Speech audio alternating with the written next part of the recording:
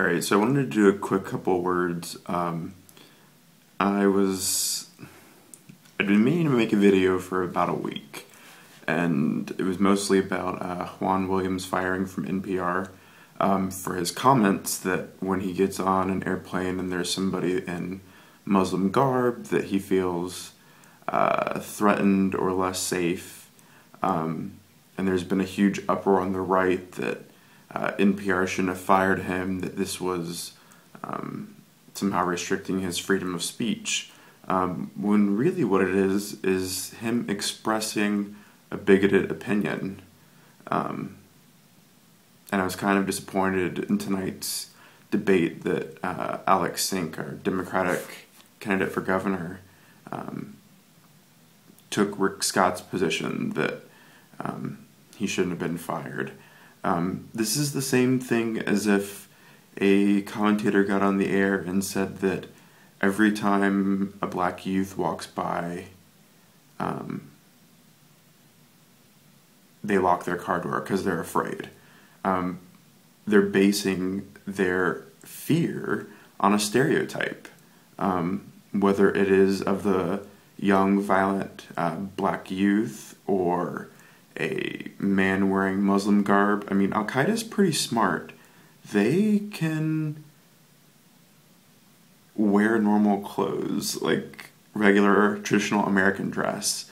So I don't think we need to be looking out for the people that have huge targets painted on them. I think we need to be making sure our security procedures are stringent for everybody. Because there are a bunch of Caucasian Muslims in this world, and a lot of people are converting every day in America. And so the idea that you're going to single somebody out because of their dress, that to me seems like really shitty thinking from a intellectual and a reporter.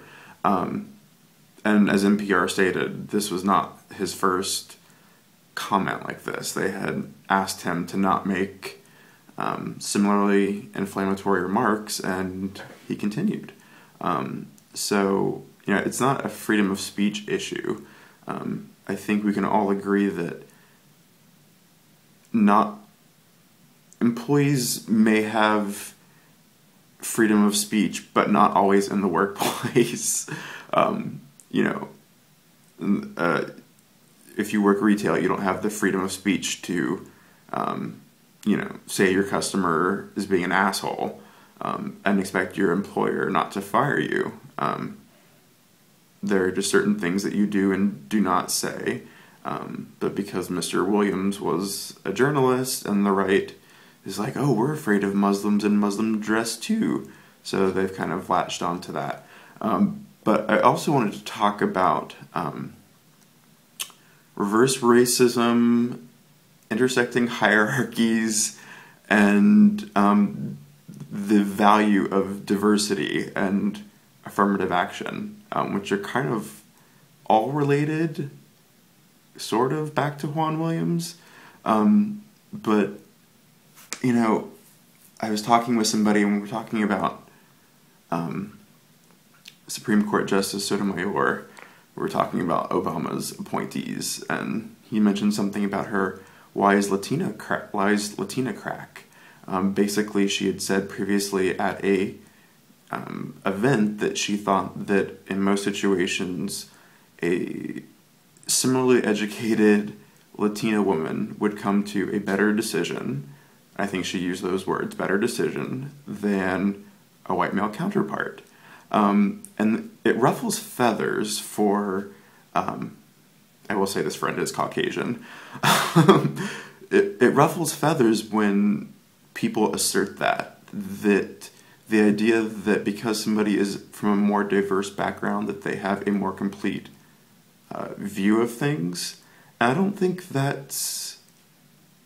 think that is true. I think that as a biracial gay man, I am, if you looked at the idea of intersecting hierarchies, for most people don't know or understand this. It's the idea that our personalities are kind of an intersection of our identities. So if we were going to say, what's the dominant, what are the hierarchies for the most dominant form in this country? It would be white male, Protestant, educated, and the idea that all of your identities make you who you are. And likewise, we would assume, or we can pretty easily come to the conclusion that women of color who are uneducated are often at the most disadvantaged. They have, they're disadvantaged because of their gender, stereotypes because of their race, all these sorts of things. And it ruffles feathers when you say that. And it doesn't come from a place of racism, like black power. I mean, I've got 3 white parents and a quarter Japanese sister, and it's not that people are better than other people because of those identities. It's that there's a different viewpoint that if I'm much more of a minority than you, I have a greater range of personal experience to draw from, in the same way that I would say that an Iraq veteran has experiences that I can never understand, that sometimes, in a case of maybe desertion or violence related to post-traumatic stress, I would expect a judge with military experience to perhaps be able to come to a better conclusion. The same way that if I were the victim of domestic violence, I would hope that I would be able to understand better what that person was going through. And then, of course, my friend brought up, well, justice is, supposed to be colorblind. It's not supposed to matter. But the fact of the matter is that we all bring our perceptions with us. That if law were clear-cut, we would, the balance of the Supreme Court wouldn't matter because similarly educated people would come to the same conclusions. We wouldn't need, an odd number of seats. We just need, a few people who went to law school, top of their field. And so, this idea, and then the flip side of that, I have absolutely no problem saying that as a biracial gay man, I think I have unique experiences, that there are things that I've experienced in my lifetime that a straight white male, and this is what I told him, I said there are things that I've experienced that you will never have to go through.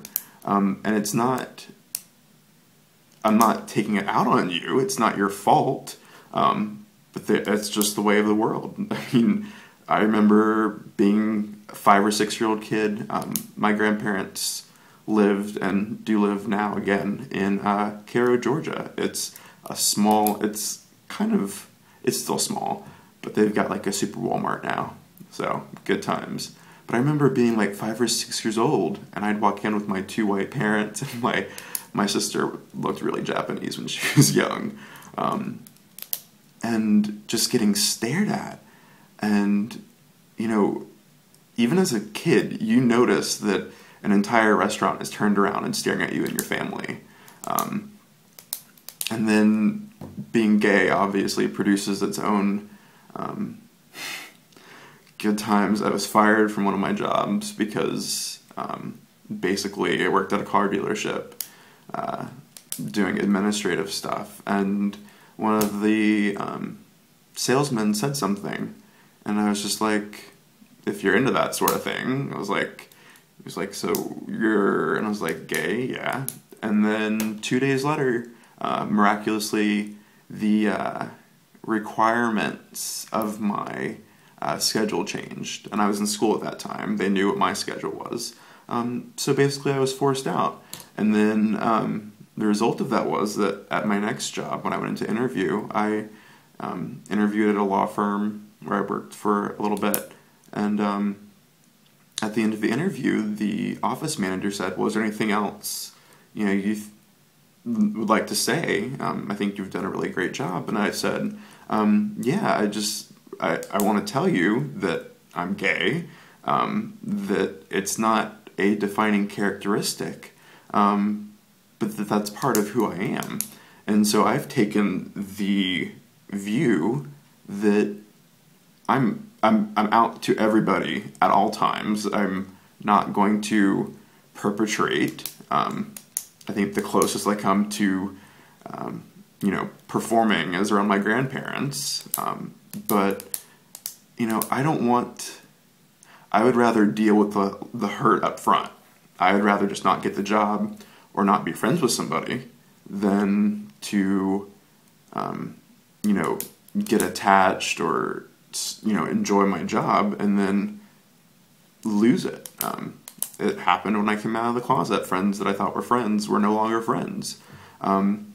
So there is an element there that people who are more diverse have a more diverse outlook, and it rolls heads a while, and it's hard to have the same idea in your head that I'm saying at the same time that people are minorities, minorities on many scales are more diverse, but that doesn't make us or them better or worse. It just means we have a different outlook, which is sometimes going to be more complete. The same way all life experiences enhance you. I don't think if, Sotomayor was a paraplegic and she said, I think that being a disabled person gives me a better outlook on, there wouldn't have been an outroar. It was because it was race. But you have to look at the dominant hierarchies, which brings me to affirmative action and the idea of reverse racism. Same conversation, same person, talking about, how affirmative action oftentimes lets in people who have lower metrics than their white counterparts. We're in a lot of colleges, and I think this is true in a lot of places, if you were to take the minorities that are enrolled there versus the average versus the average Caucasian, I think sometimes, maybe not even average, but you can definitely find polar opposites where this minority got in and has a scholarship, but I have higher SATs and higher GPA and blah blah blah. And to that I say that if only there were a system whereby those who were white male had dominated for a while, and the answer of course to that is patriarchy, this idea that white men have ruled the country for a long time. And I point out many times that we are only really, there are people alive today who were, African Americans who endured segregation.